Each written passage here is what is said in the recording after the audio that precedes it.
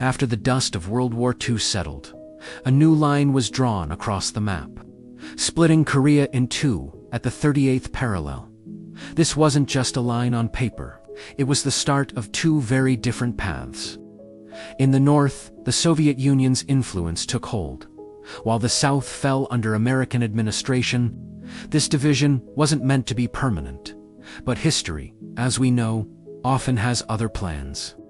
By 1948, the division solidified with the birth of the Democratic People's Republic of Korea, or DPRK, in the north. At its helm was a young, charismatic guerrilla fighter who had made a name for himself, resisting Japanese occupation, Kim Il-sung. He became the nation's first premier, laying the groundwork for a new kind of state, one that would be fiercely independent and shaped by his singular vision. The establishment of two separate governments on the Korean peninsula created an atmosphere of intense rivalry. Both sides claimed to be the rightful government of all Korea, and reunification by force, if necessary, was on both their minds. Tensions simmered, and skirmishes along the 38th parallel became common. The world watched, holding its breath, as a regional conflict was poised to become a flashpoint for the new global Cold War. For the people of Korea, who had endured decades of foreign rule, the dream of a unified, independent nation was now fractured, replaced by the grim reality of a nation divided against itself, with two powerful ideologies pulling it in opposite directions. On a quiet Sunday morning, June 25, 1950, the simmering tensions exploded. North Korean forces, backed by Soviet-made tanks and artillery, stormed across the 38th parallel. Their advance was swift and overwhelming. The South Korean army, caught by surprise and ill-equipped, crumbled before the onslaught. Within just 3 days, the capital city of Seoul had fallen. The North Korean People's Army continued its relentless push southward, cornering the remaining South Korean and a handful of American forces into a tiny pocket of land around the port city of Busan. It seemed like the entire peninsula would fall under Kim Il-sung's control within weeks. But the international community, led by the United States, saw this not as a civil war, but as an act of communist aggression. The United Nations Security Council, in the absence of the boycotting Soviet Union, voted to intervene. A multinational force composed of troops from 16 countries but dominated by the Americans was assembled under the command of General Douglas MacArthur. What had started as a Korean conflict was now turning into a global showdown. This intervention would dramatically change the course of the war and the fate of the Korean peninsula for decades to come. In September 1950, General MacArthur executed one of the most audacious military maneuvers in modern history: the Incheon Landing. He sent his forces on a massive amphibious assault, far behind enemy lines, at the port of Incheon, near Seoul. The move was incredibly risky, with treacherous tides and heavily defended shores, but it was a stunning success. The North Korean supply lines were cut, and their army in the south was suddenly trapped. UN forces recaptured Seoul and began a rapid advance northward, crossing the 38th parallel with a new objective: to not just liberate South Korea, but to reunify the entire peninsula under a non-communist government. As UN troops pushed towards the Yalu River, the border between North Korea and China, a new, powerful player entered the game.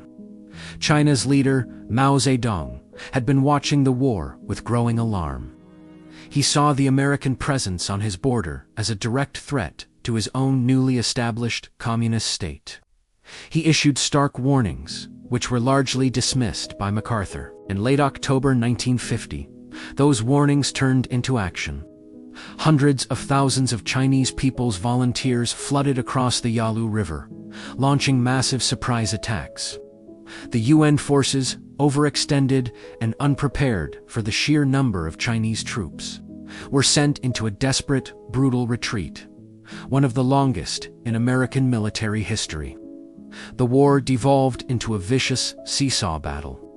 Seoul, which had been captured by the North, liberated by the UN, was then captured again by the Chinese, and finally retaken by UN forces once more. The fighting raged up and down the peninsula, inflicting unimaginable suffering on the civilian population. The front lines eventually stabilized right around where it all began, the 38th parallel.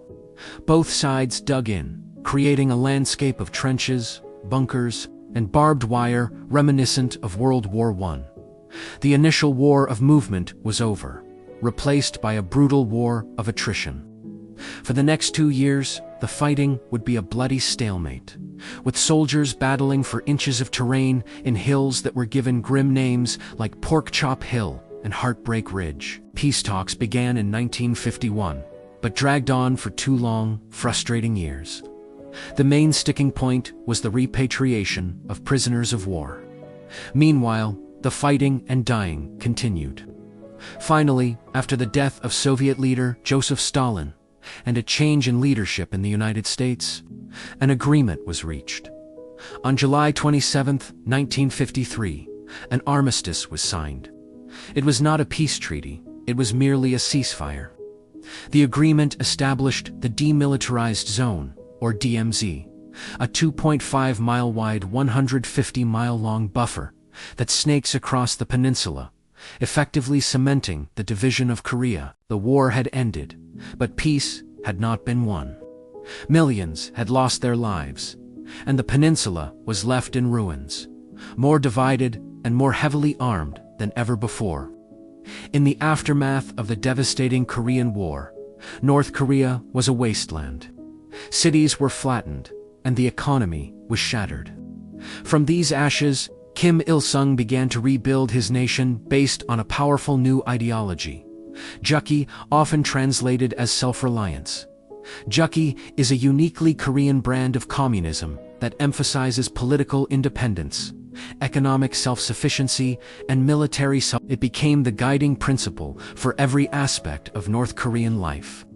The state took control of all property and industry, and the economy was centrally planned. The message was clear. North Korea would stand on its own 2 feet, beholden to no one, and build its own socialist paradise. Under the banner of Jukki, society was radically reorganized. A powerful cult of personality was built around Kim Il-sung, who was hailed as the great leader and the eternal son of the nation. His image was everywhere, and his teachings became law. This ideology was woven into the fabric of daily life, from the schoolhouse to the workplace. While the country did achieve remarkable initial success in rebuilding its industry and infrastructure, this came at the cost of individual freedoms. North Korea became one of the most isolated and controlled societies on Earth, a state where loyalty to the leader and the party was paramount above all else. As Kim Il-sung aged, the question of succession became crucial. In a move unprecedented in a communist state, he designated his eldest son Kim Jong-il as his heir. For years, Kim Jong-il was groomed for power, taking on key roles in the party and the military. When his father, the great leader, passed away in 1994, Kim Jong-il became the dear leader. This marked the first hereditary succession of power in a communist country, solidifying the Kim dynasty's rule. His reign was immediately tested by immense challenges. The collapse of the Soviet Union, North Korea's main benefactor, triggered a severe economic crisis. This was compounded by a series of devastating floods and droughts, leading to a widespread famine in the mid to late 1990s, a period the country refers to as the Arduous March. Despite these hardships, Kim Jong-il doubled down on his father's military-first policy, prioritizing the needs of the armed forces over all else. And a key part of that policy was the pursuit of a nuclear deterrent. North Korea had been working on a nuclear program for decades, but under Kim Jong-il, it accelerated dramatically. In 2006, the country conducted its first successful nuclear test, sending shockwaves through the international community. This was followed by more tests and the development of long-range ballistic missiles. For North Korea's leadership, these weapons were not for aggression. but were the ultimate guarantee of the regime's survival against what it perceived as the constant threat of an American attack. In 2011, the world watched as a tearful state television announcer declared the death of Kim Jong-il. Power passed to his youngest son, Kim Jong-un, a man in his late 20s, about whom the outside world knew almost nothing. Many analysts predicted he would be a weak leader, a mere figurehead, or that the regime would quickly collapse. They were wrong. Kim Jong-un moved swiftly to consolidate his power, purging potential rivals and establishing his authority over the party and the military. He was now the supreme leader, the third generation of the Kim dynasty to rule North Korea. Under Kim Jong-un, North Korea has followed a dual-track policy known as Byongjin, the parallel development of the economy and the nuclear weapons program. He has overseen a period of modest economic growth and modernization in the capital Pyongyang, with new skyscrapers, water parks, and a growing consumer class.